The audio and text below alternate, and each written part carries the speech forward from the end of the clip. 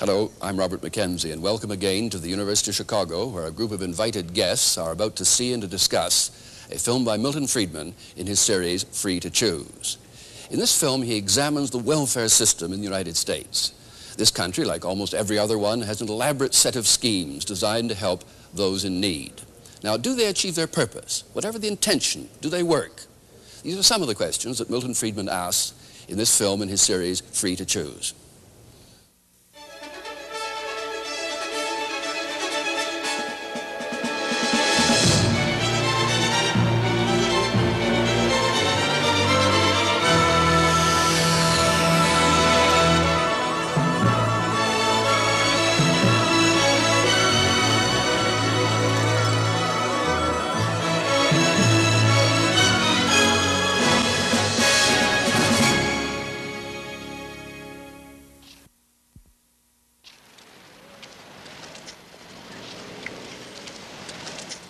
After the Second World War, New York City authorities retained rent controls, supposedly to help their poorer citizens.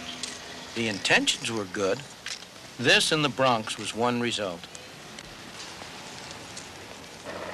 By the 50s, the same authorities were taxing their citizens, including those who live in the Bronx and other devastated areas beyond the East River, to subsidize public housing. Another idea with good intentions. Yet poor people are paying for this, subsidized apartments for the well-to-do.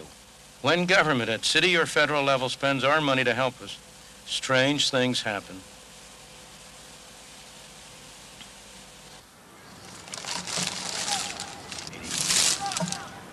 The idea that government had to protect us came to be accepted during the terrible years of the Depression. Capitalism was said to have failed, and politicians were looking for a new approach. Franklin Delano Roosevelt was a candidate for the presidency. He was governor of New York State. At the governor's mansion in Albany, he met repeatedly with friends and colleagues to try to find some way out of the Depression. The problems of the day were to be solved by government action and government spending. The measures that FDR and his associates discussed here derived from a long line of past experience. Some of the roots of these measures go back to Bismarck's Germany at the end of the 19th century, the first modern state to institute old age pensions and other similar measures on the part of government. In the early 20th century, Great Britain followed suit. Under Lloyd George and Churchill, it too instituted old age pensions and similar plans. These precursors of the modern welfare state had little effect on practice in the United States, but they did have a very great effect on the intellectuals on the campus, like those who gathered here with FDR. The people who met here had little personal experience of the horrors of the Depression, but they were confident that they had the solution. In their long discussions as they sat around this fireplace, trying to design programs to meet the problems raised by the worst depression in the history of the United States, they quite naturally drew upon the ideas that were prevalent at the time. The intellectual climate had become one in which it was taken for granted that government had to play a major role in solving the problems, in providing what came later to be called security from cradle to grave. Roosevelt's first priority after his election was to deal with massive unemployment. A public works program was started. The government financed projects to build highways, bridges, and dams.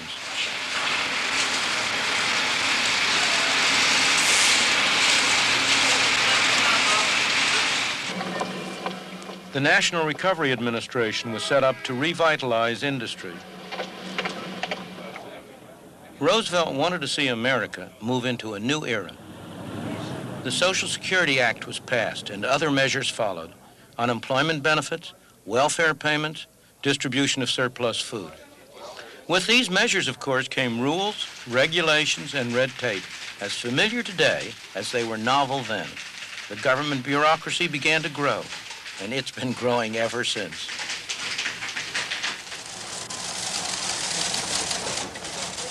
This is just a small part of the Social Security empire today.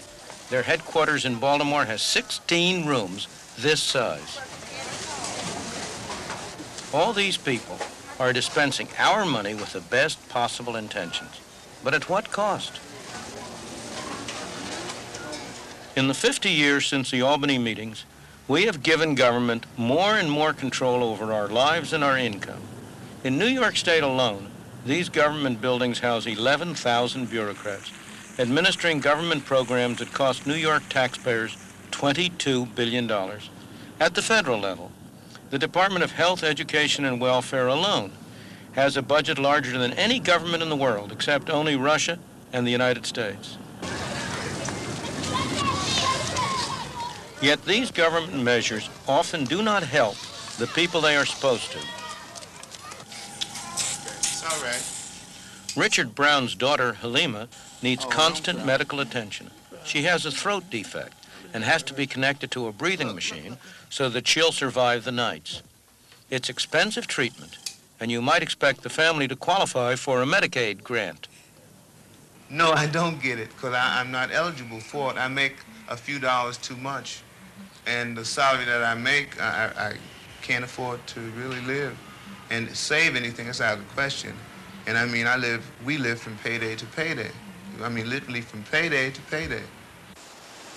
The struggle isn't made any easier by the fact that Mr. Brown knows that if he gave up his job as an orderly at the Harlem Hospital, he would qualify for a government handout, and he'd be better off financially. Hello, Miss Davies. Mr. Brown, do me a favor, please. There's a section patient. It's a terrible pressure on him, but he's proud of the work that he does here, and he's strong enough to resist the pressure. Mr. Brown, and you're fully dilated, so I'm here to take you to the delivery room. Try not to push, please, because you want to have a nice, sterile delivery. Okay. Mr. Brown has found out the hard way that welfare programs destroy an individual's independence. We have considered welfare. We went to see if I'd apply for welfare, but we were told that we were only eligible for $5 a month. And to receive this $5, we would have to cash in our son's savings bonds, and that's not even worth it. But I don't believe in something for nothing anyway. I think a lot of people are capable of working and are willing to work, but it's just the way it's set up. The mother and the children are better off if the husband isn't working or if the husband isn't there. And this breaks up so many poor families. One of the saddest things is that many of the children whose parents are on welfare will, in their turn, end up in the welfare trap when they grow up. In this public housing project in the Bronx, New York, 3/4 of the families are now receiving welfare payments. Well, Mr. Brown wanted to keep away from this kind of thing for a very good reason. The people who get on welfare lose their human independence and feeling of dignity. They become subject to the dictates and whims of their welfare supervisor, who can tell them whether they can live here or there, whether they may put in a telephone, what they may do with their lives. They're treated like children, not like responsible adults. And they're trapped in the system. Maybe a job comes up that looks better than welfare, but they're afraid to take it, because if they lose it after a few months, it may be 6 months or 9 months before they can get back onto welfare. And as a result, this becomes a self-perpetuating cycle, rather than simply a temporary state of affairs. Things have gone even further elsewhere.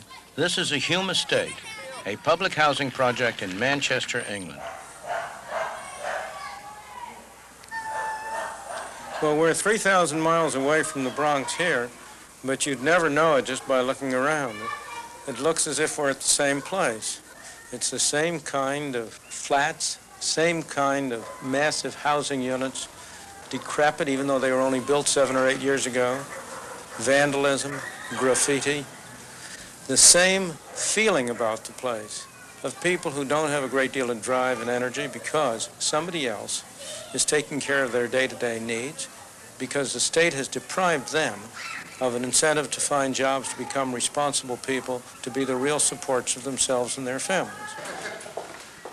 For the past 7 years, Maureen Ramsey has had to buy food and clothes for her family out of a government handout. For the whole of that time, her husband, Steve, hasn't had a job. Each week, he collects what's known in Britain as Social Security. The government looks after him, his wife, and their children. But accepting welfare payments means accepting the rules of those who hand them out. My opinion, anyway, you feel as they own you. You know, there's no other way of putting it. Say I got a job tomorrow because I needed something. Well, I know that I've got to go down there and report it. Because I couldn't go into the job because you'd be looking over your shoulder thinking, oh, the Social Security's coming in. I'm going to be done for it. It's just hopeless. You can't fight against it. The jobs around now these days, you only come up with about £45 a week. And then you deduct your stamp out of that. You still finish up with about £39. So what good is it working? When you still get the same thing, you know what I mean? I can't see any sense of it. Of course, he's quite right that it may not pay him to get a job now. That's not his fault, and I don't blame him. He's acting sensibly and intelligently for his own interest and the interest of his family. It's the fault of a system which takes away the incentive from him to get a job. But suppose you were cruel and simply took away the welfare overnight, cut it off. What would happen? He would find a job. What kind of a job? I don't know. It might not be a very nice job. It might not be a very attractive job. But at some wage, at some level of pay, there will always be a job which he could get for himself. It might be also that he would be driven to rely on some private charity. He might have to get soup kitchen help or the equivalent. Again, I'm not saying that's desirable or nice or a good thing. It isn't. But as a matter of actual fact as to what would happen, there is little doubt that he would find some way to earn a living. The American government is trying to break the welfare trap. These people were unemployed. They're now being trained at the taxpayer's expense. It may or may not lead to a real job. Here we have a vast national welfare system, which is diametrically opposed to everything that America believes in. Because America was founded on a work ethic, has practiced the work ethic, and has said this is what we want everybody to do, the opportunity to hold a job in America. Everyone here has to clock in and do a full day's work. It's an attempt to make it seem like a real job. We're saying a job is a part of the American way of life, and we're going to help you find a job so that you can get a piece of the pie, you can pay taxes, you can become a part of that American dream. But the dream isn't working. Schemes like this, run under the government's Comprehensive Education and Training Act, CETA, have a high dropout rate, and many trainees end up back where they began, on welfare. The men and women who administer CETA and similar programs, the officials of the Department of Health, Education, and Welfare, are dedicated people. Their motives are good. Their achievements are not. The results of these programs have been disappointing. Why? I believe that the basic reason is because it is very hard to achieve good objectives through bad means. And the means we have been using are bad in two very different respects. In the first place, all of these programs involve some people spending other people's money for objectives that are determined by still a third group of people. Nobody spends somebody else's money as carefully as he spends his own. Nobody has the same dedication to achieving somebody else's objectives that he displays when he pursues his own. Beyond this, the programs have an insidious effect on the moral fiber of both the people who administer the programs and the people who are supposedly benefiting from it. For the people who administer it, it instills in them a feeling of almost godlike power. For the people who are supposedly benefiting, it instills a feeling of childlike dependence. Their capacity for personal decision-making atrophies. The result is that the programs involve a misuse of money, they do not achieve the objectives which it was their intention to achieve. But far more important than this, they tend to rot away the very fabric that holds a decent society together. If you think that's overstating the case, look what HEW found when it made a special investigation into the spending of the vast funds it administers. We just got the plan from the Public Health Service on reducing the necessary beds. In these reels of tape that record every payment made, every recipient, they found evidence that a staggering $7.5 billion had been lost by fraud, waste, and abuse in 1 year.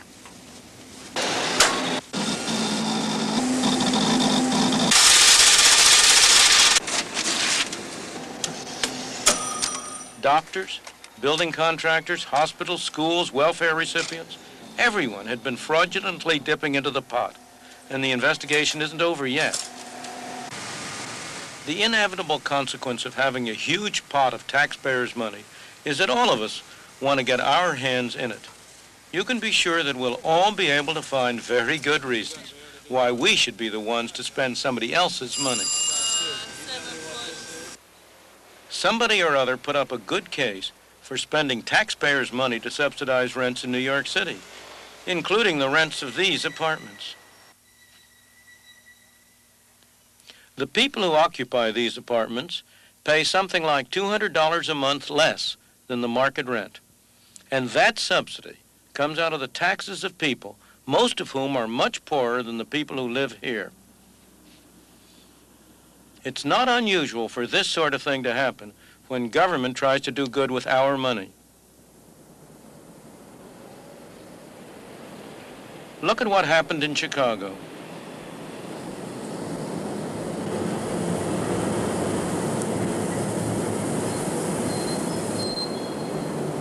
For most visitors, the immediate impression is of a rich, prosperous, bustling city.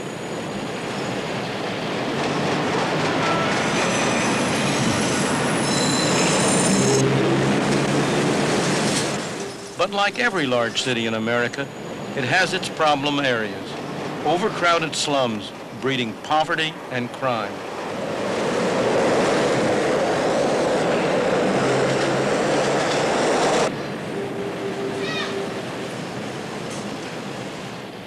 After World War II, one such area developed in Hyde Park. In the 50s, plans were drawn up to pull down large areas of slum building and to rebuild using government funds under an urban renewal program. It was to be a show project, replacing a blighted area with an integrated community. Who controlled the spending of that government money?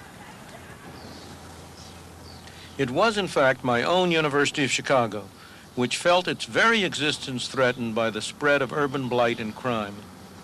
Government money was used to tear down an area that contained many small shops as well as families of low income. Once the area was cleared, private money rebuilt it with middle-class apartments, townhouses, and shopping complexes. The blight had been cleared here, but only to be shifted elsewhere. In many instances, when government administers large grants, a lot of those funds don't wind up directly serving the people and achieving the objectives that were the intent of the programs, because the grant has to feed that large government bureaucracy. Joe Gardner helped to set up an organization of local black people to protect their own interests. Previously, the blacks had rioted in the streets to try to get their way. Now it was to be done peacefully using government money. When government funds became available, the Woodlawn organization got control. They used them to build the kind of houses they wanted, low-rise apartments like these. The bureaucrats, planners, and architects told them that it was uneconomical, that only high-rise blocks would work. They were wrong. A lot of people have this view that the disadvantaged, if you will, have no idea of what their problems are and how to resolve them, that it takes outside professionals to do that. And we say that's baloney, because the outside professional does not feel in his gut what a woman on welfare with 6 kids living off $100 a month in a deteriorated building feels. She can come up with solutions much better than a bureaucrat.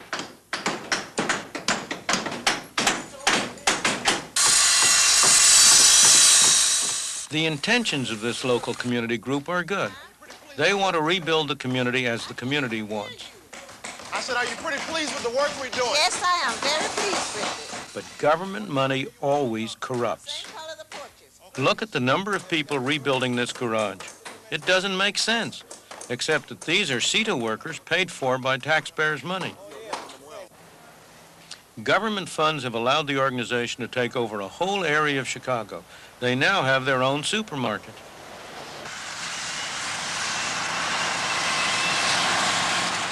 They've built splendid houses for middle-class occupiers, very expensive, protected by the latest security systems, all at the taxpayer's expense.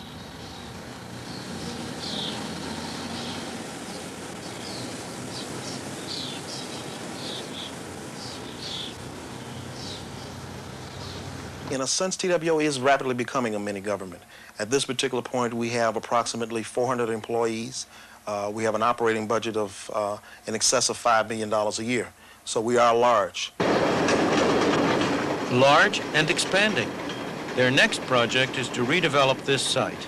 And that's only the first step in a 20-year plan that will cost $220 million, most of it coming from the taxpayer. In the South Bronx, they're very familiar with government protection, like the rent controls that made it uneconomic for landlords to maintain their buildings. They've moved out and the vandals have moved in.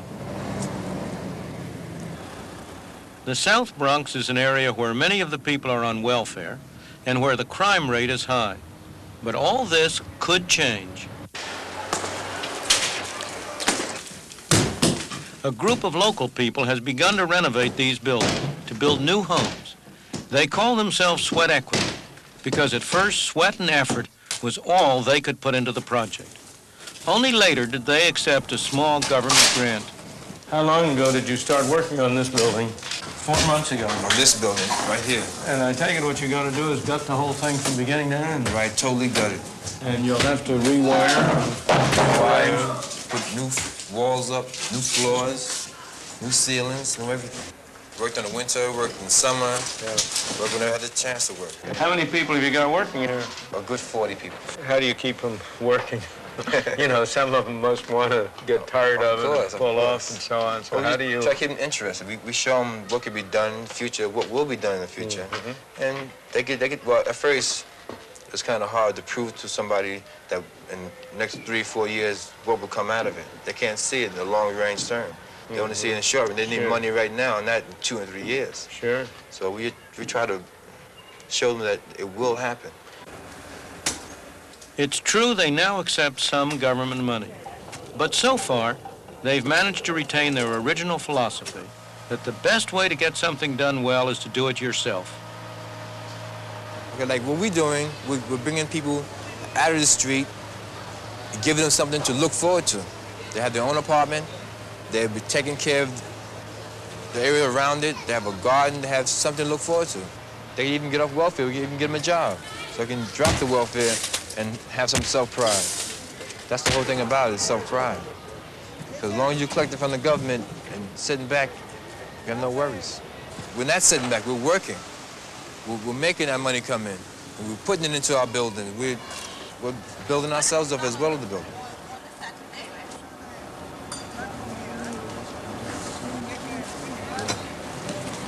Some of these people are CETA workers, paid for by the taxpayer. But this isn't as useful as it might appear. You ask these fellows, which would they rather have, the CETA workers or the money that's being paid to the CETA workers? Which would you rather have? The money paid to the CETA. That's your answer? But that's very expensive help. In terms of what these people could use with the money, you give these people the amount of money you're paying to that CETA workers, and I'll bet they'll have twice as much, 3 times as much work out of them. Am I wrong? You're right. You're right. Exactly. So that's a very inefficient way to use that money. The problem is you've got a bureaucracy, and the government bureaucrats, they want to decide what to do. They don't want to let you decide what to do. Exactly. Ask yourself, how did this place get built up in the first place? After all, this was a pretty respectable, solid, substantial region when it was first developed. It wasn't done through a government project. It was done by people individually, having an incentive to put up these buildings and occupy them. What these people we've been seeing here are doing is they're trying to restore that feeling and that attitude. You'll have a far healthier community here if it grows out of the self-help of people like the people we've been talking to than if it's a paternalistic venture undertaken by governmental civil servants and bureaucrats who have to plan on a large scale for other people. We must find a way to give everyone caught in the welfare trap the kind of initiative these people have. The best, or should I say the least bad solution I have ever been able to devise is something called the negative income tax.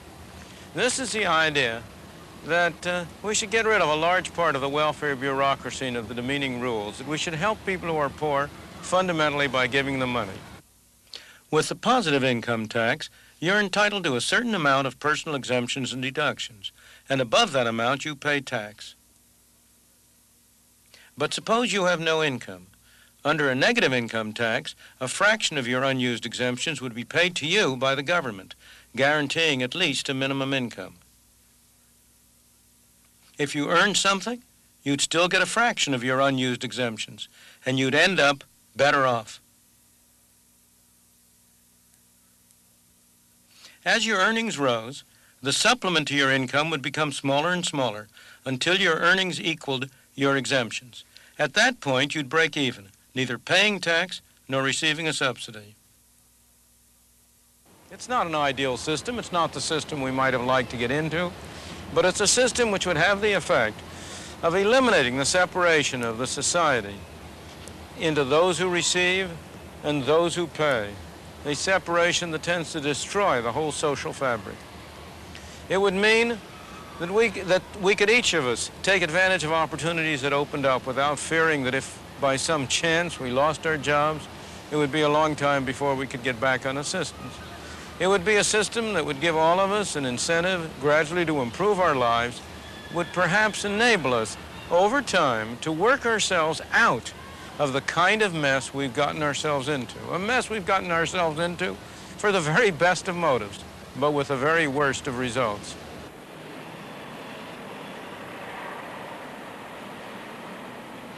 We have become increasingly dependent on government. We have surrendered power to government. Nobody has taken it from us. It's our doing. The results? Monumental government spending. Much of it wasted. Little of it going to the people whom we would like to see helped. Burdensome taxes.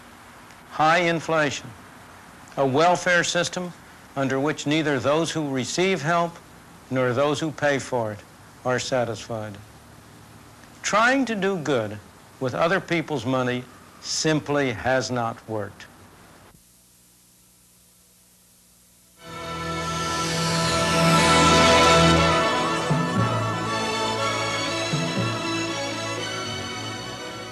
The discussion is already underway here at the University of Chicago, so let's join it. As I looked at the film, I had a growing sense of anger.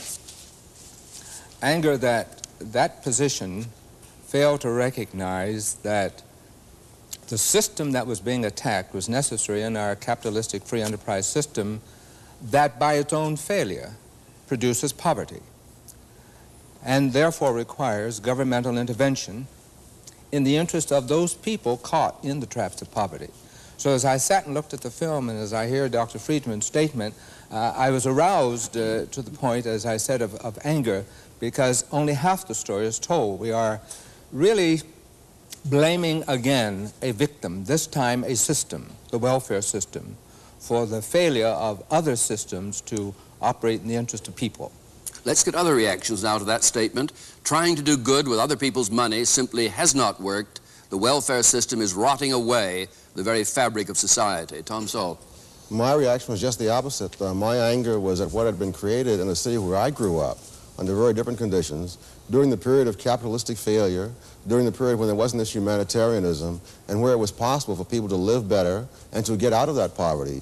Now I think someone living in the very same place where I lived would find it much harder to escape from that poverty because of all these things. Buildings were not abandoned like the buildings that we saw in that film when I lived in Harlem. The crime rate, all the things that are blamed upon the failures of the previous method did not exist. I slept out on the fire escapes in Harlem. I would defy anybody to do that in any part of New York City today. Traditionally, in the United States, we have tried to avoid some of the welfare trap that was referred to by denying eligibility to people who are able-bodied and not aged and so on.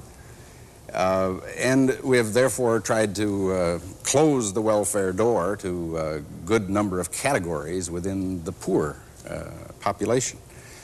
The second point that was emphasized, and I think needs to be put in some perspective, is that some, but not all, of what we might call welfare programs broadly have this very strong take-back of benefits as you earn some more money.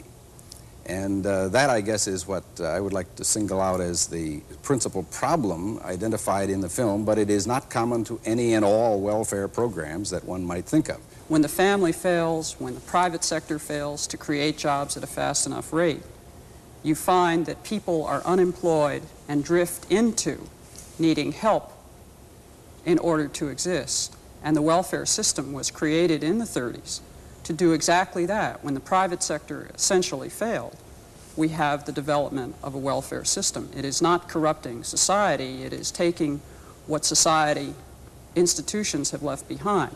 The family breaking up, the economy not expanding fast enough, the health system failing, the educational system not doing its job. We have untrained, unskilled people looking for jobs in a highly technical society, or jobs that pay so low that people cannot, in fact, live in a decent level of humanity.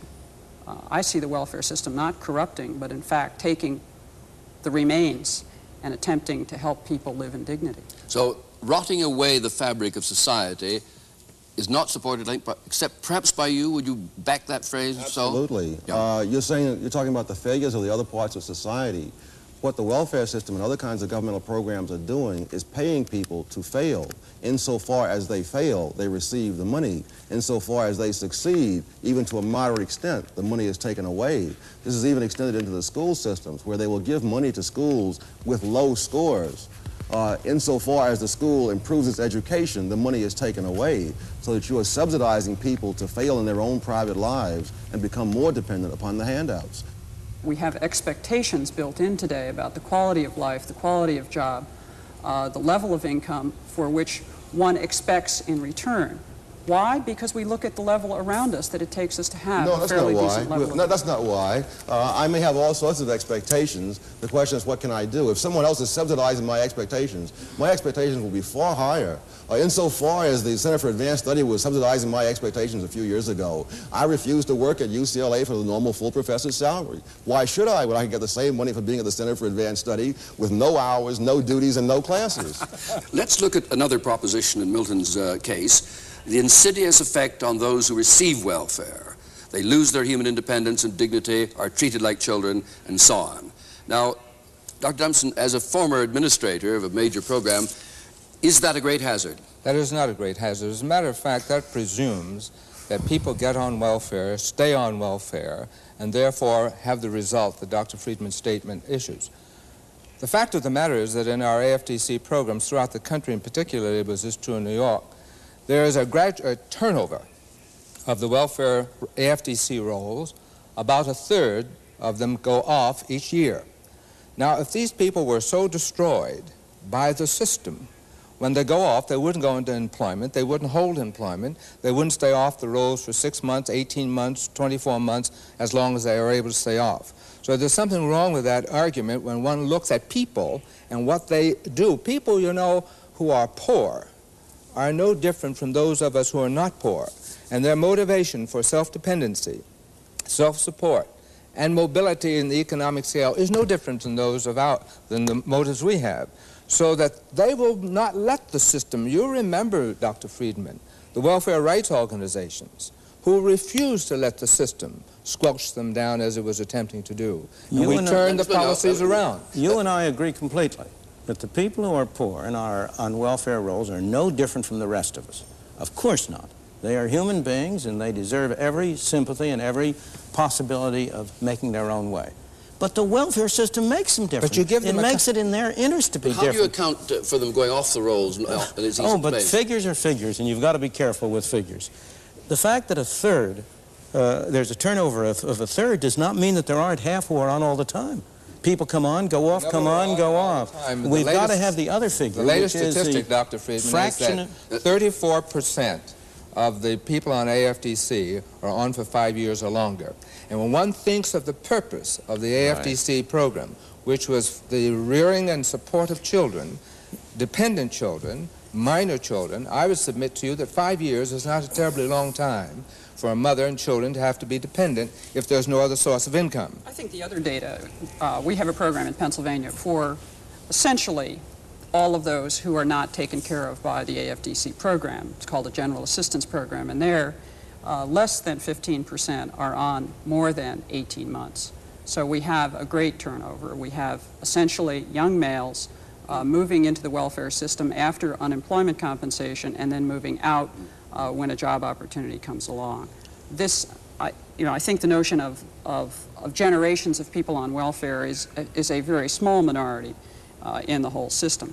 That doesn't mean that the system as presently defined and as the set of programs that we have put together don't often contradict each other. And I'm the first to agree with Dr. Friedman that some of the programs are conflicting.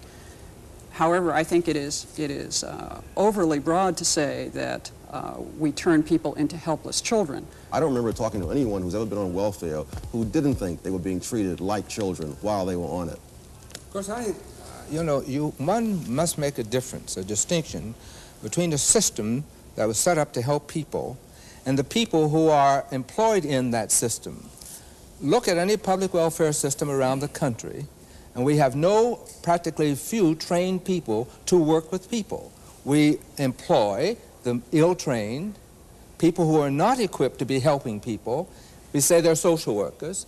They're not social workers. They have neither the skills, the attitudes, and some of them not even the concern.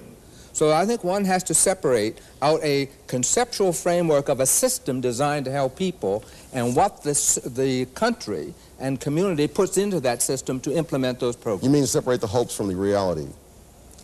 I separate the skills that are available in order to implement what the objectives of the program are. And I think we have to separate whether we're talking about program objectives or we're talking about how it operates. I would be the first to say that the system that I administered had ill-prepared people to do the job that we were set up to do.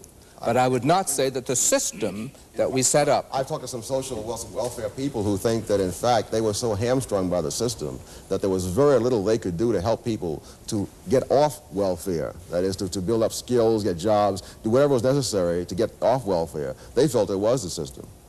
Bob Lappin, you well, want to comment? The system that we're stereotyping is one of a great deal of paternalistic interference in individual families' lives. And in fact, isn't this true, Mr. Dumpson? The caseload is so high for an individual welfare worker that they can't do a lot of interfering in individual family lives. Moreover, in the last decade, there's been a real attempt to ease this welfare trap in AFDC by changing the take-back rate and by administering work expenses and child care expenses in such a way as to facilitate work by those who may want to do it. So it's not quite as harsh a picture as we sometimes get, that there is this omniscient welfare worker who's right there in the living room with the family making all their decisions for them. I've never heard of a government program which was defective, in which the people who ran it didn't say, if only we had more money to spend on what we're not being able to accomplish with the amount we're spending now. Milton, I'm going to move on now to some of your prescriptions in that film, because I think it's a good ground for discussion. The most drastic one was when you said, speaking of an unemployed man, supposing you were cruel and took away welfare from this man, he would find a job at some wage. There would always be a job he could get. He might need some charity en route, private charity, but he would get a job. Now, I want you to react, those of you, before we come back to Milton on that. Is that a picture that seems plausible to you? He may get a job, but he may get a job in what we refer to as the underground economy. And that's where a number of our youth are now going to get their jobs. Those activities that are illegal, and the only opportunity they have for earning part of a livelihood. I think the other issue is that you have a whole group of people who are the single female head of a household. And yes, cut off welfare tomorrow. What will they do? What will be their immediate response? At what price to their small children and to their middle-aged children? Yes, they'll get a job. In fact, the statistics show that women, in fact, are the most successful through the employment program. But what has to supplement that typically is the provision of some kind of daycare arrangement. Either the individual woman has to earn enough money to be able to pay privately for her daycare, or in fact she is, quote, subsidized through this insidious corrupting set of programs run by the federal government, which in fact makes her employable and a taxpayer. It's an interesting notion of trying to get people in a productive mode. Tom Sowell. It's incredible the way you start the story in the middle, as if there's a predestined amount of poverty, a predestined amount of unemployment, and that the welfare system is not itself in any way responsible for that. There is a predestined 20% of the bottom half of the population. I have never, that's always been true. There's going to be 20% at the bottom. I agree with you. It's also true that 20% of the bottom population doesn't have to be living on the government and ruled by the government. You mentioned, for example, the female-headed household. Many of those, in addition to the grown woman who has all the kids, are teenage pregnancies. There's not a predestined amount of teenage pregnancy. I grew up in an era when people, and particularly blacks, were a lot poorer than today, faced a lot more discrimination than today, and in which the teenage pregnancy rate was a lot lower than today. I don't believe there is a predestined amount of teenage pregnancy, a predestined amount of husband desertion. Gutman has done a study of the black family showing that this whole notion that the black family has always been disintegrating, that is nonsense, that his studies go up to 1925, the great bulk of black families were intact, two-parent families up through 1925, and going all the way back through the era of slavery. So it is now only within our own time that we suddenly see this inevitable tragedy which the welfare system says it's going to rush in to solve, but which it is itself a part. We're talking about a very small group. We're talking about 12% of the families are not intact, are not two-parent families at any one period of time. I mean among welfare recipients? No, or the among the large? public at large. We're talking about 12% of the families. 12%. That's right. That's a small number. But not of those on welfare. We're still talking about a significant component of the bottom 20% that are the bottom 20%. Whether they are above the poverty line or below the poverty line, they are still the bottom 20%.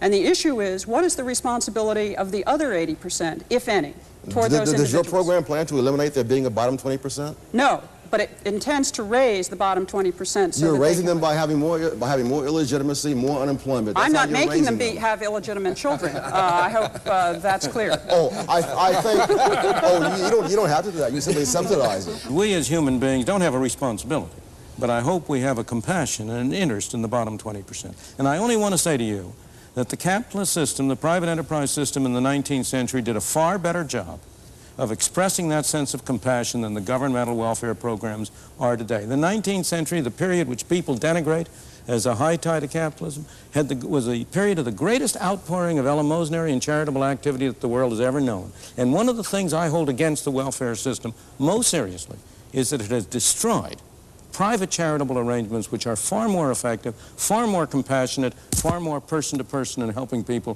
who are really, for no fault of their own, in disadvantaged situations. I have to disagree with you, though, because I think that the whole notion of private property was excluded. Whole segments of society were excluded from the notion of private property in the 19th century, namely women, idiots, and imbeciles.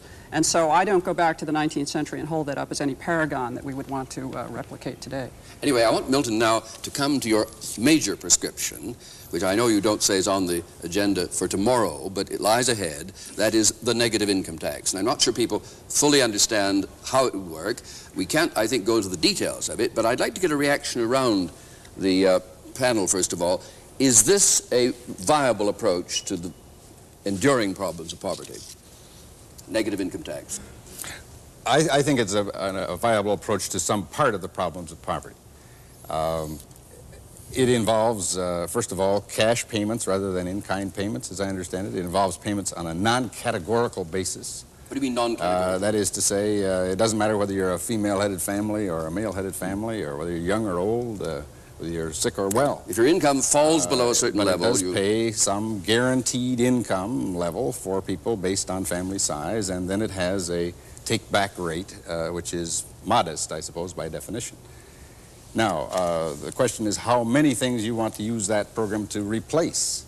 How many things you want to replace with such a negative income tax program. Would you replace everything with, just so we clear that point up, would you virtually wipe out the remaining forms of welfare if you got this program going?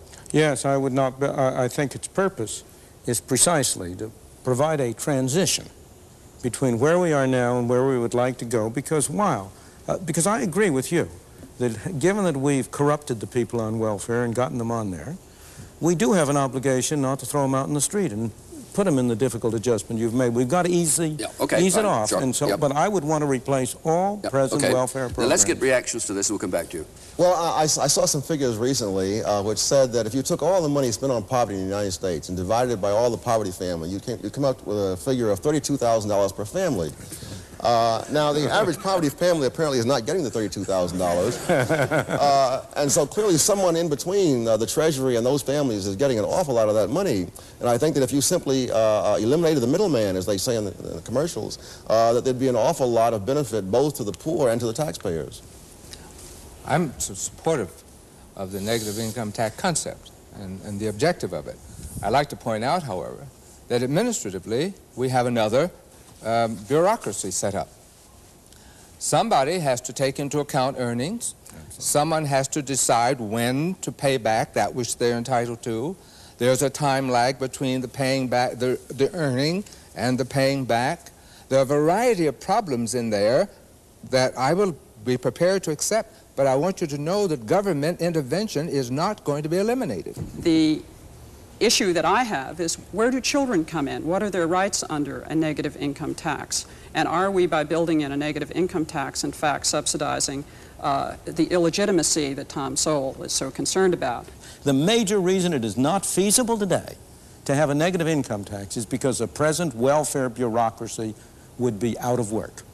They are the major objectors, as Senator Pat, and now he's Senator Pat Moynihan then demonstrated in his book on the Nixon program. The chief obstacle to getting it enacted was a welfare bureaucracy.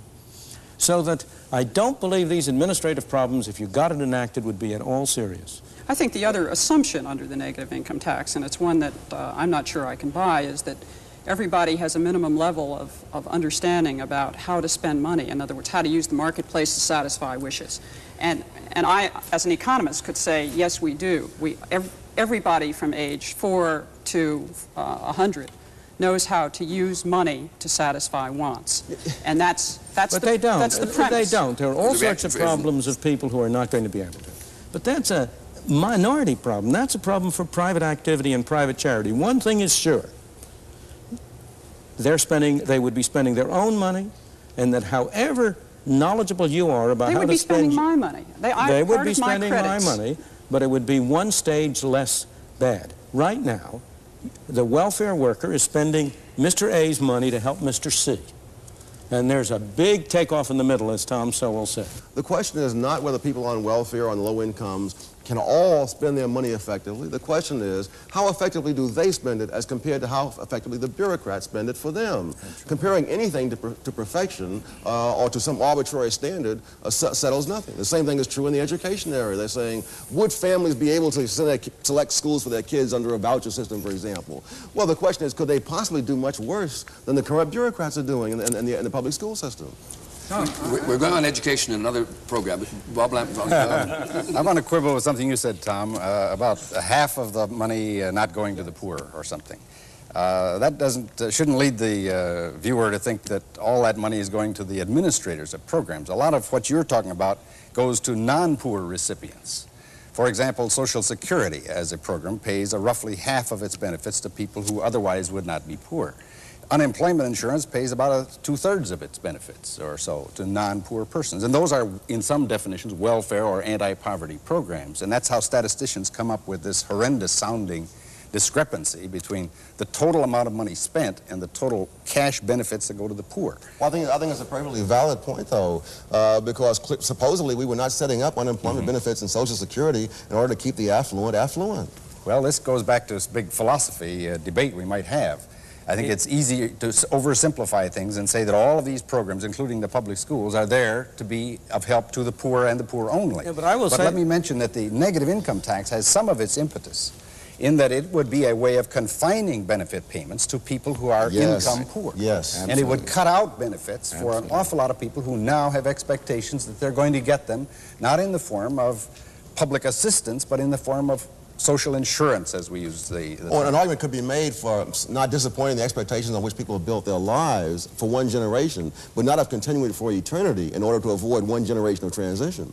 What are the other hurdles to it getting underway? Now, you said, I don't know how seriously, the biggest, almost the only hurdle is the welfare bureaucracy. No, they're the biggest immediate group of lobbyists that will lobby against it. Yeah. The biggest hurdle to getting it over at the moment is that there is no way of constructing a sensible negative income tax system that will not hurt some people. There will be some people who will get less money than they are now getting under it, particularly those in the upper income groups, particularly the affluent who are now being subsidized by the welfare. And they will make it politically difficult for the people to put it into effect. The attempt is to put a negative income tax in effect, which costs less money, is easier to administer, and yet which doesn't pay anybody in the society $1 less than he's now getting. There's no way in which you can construct such a program. But although it's not politically feasible now, the force of history is on its side. It's going to become politically feasible. Let's not say that give the impression that welfare administrators were against the negative income tax, the FAP program, for example, as Moynihan says, because they would lose their jobs, for example. Many of us were opposed to it because of certain features in that program. A $2,400 level for a family of 4. We were opposed to that. And if one goes down the congressional record, those who testified will be shown to be saying, yes, we're for it conceptually, but we're against this piece and this piece. If you change that, you have our support. I was in the same position. I first proposed the negative income tax 25 years ago, but I testified against the final version of the Nixon plan. Why? Because the welfare bureaucrats had led them to introduce changes in it which converted it from a decent, satisfactory, negative income tax to one which would have been just as bad as what you now have. Would have been added on top of everything else. It's political reality, but political reality changes. And that's the important thing. I want to say one more thing about this whole problem that we've been talking about. And that is, going back to Bob Lampman's comment, there is one thing that can be said in favor of the welfare program, unaccustomed as I am to saying anything in favor of it, and that is that it is the only social program I know of which at least, on the average, gives money to people who are in lower income classes than those who pay the taxes. Every other welfare program, not only does a lot of money go to the people who are well off, but on the average, the poor are taxed and the well-to-do are subsidized. We in the upper income classes have been very clever at conning the poor suckers at the bottom to pay us nice salaries as bureaucrats and to provide us with nice benefits at their expense. And at least the welfare program doesn't do that. And what you state with great confidence that it will come, the negative income tax, even though you recognize the hurdles. Why are you so sure it will come? Because the present system has within it the seeds of its own destruction. There is no way in which a system constructed like the present, in my opinion, can avoid creating more and more social problems, and something is going to have to be done. Nobody has proposed any alternative. So far as I know, there is no effective alternative to the negative income tax, and so it gets knocked down, and it keeps rising, it gets knocked down, and it keeps rising. Yeah, finally raise the question, though, whether in any modern industrial democracy like this one, it's conceivable the system could be run without a fairly elaborate welfare underpinning of some kind. What do you feel, Ms. Bonin? I don't think it can be, because I think essentially the set of welfare programs reflect the values of this society, that if it didn't, there would have been revolt long before now. Yes, there are rumblings about its cost, and I think that's primarily a function of rapid rates of inflation eroding real income earning power of the middle-class taxpayer. But I think on one level, we wanted to give up the responsibility of caring, the responsibility of day-to-day actual caring. And in a technical, modern, industrial society like we have the tax system and the government system is probably isn't viable alternative. I don't think we're going to get out of it. I don't think you're going to see private charities who can take my money that I am free to give or not give and essentially make a difference in people's lives of any substance on any level. I don't think that it has anything to do with society being modern, technological, or industrial. It has to do with an ideology, and particularly an ideology that is very strong among academic intellectuals and in the media. And I think that as time goes on and more intelligent ideas replace the kinds of vague visions that dominate today, that the political climate will change, and that's the only thing that stands in the way of reform right now. James Dudson? I don't think you're going to get rid of the system, but I'm interested in a welfare system. I'm interested in Tom's last statement about academicians and theorists and so forth. We forget that we're talking about people, and we may sit in the ivory tower and talk about whether this system will work and ideologically why it won't work. At the same time, there are masses of people outside who are locked out of the system that you and I are part of. And somehow we've got to make sure that those people are taken care of. And the short of not doing it, of course, means that your safety and my safety and the vitality of this government and of our country is at stake. The mayor of the city of New York asked me when we had a strike, what would I do if I couldn't get checks out to people when our workers were on strike? And I said to him after the first month, chaos. And he said, what do you mean? I said, no man or woman in the street of the city of New York, you included, Mr. Mayor, will be safe if we cannot take care of people who Well, there we leave this discussion, and hope you'll join us for the next episode of Free to Choose.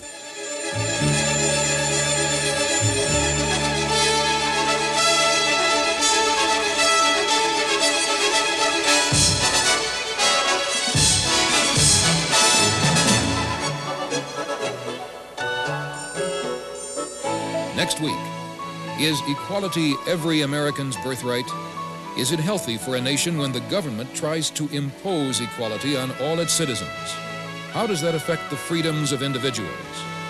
Don't miss Milton Friedman's Free to Choose next week.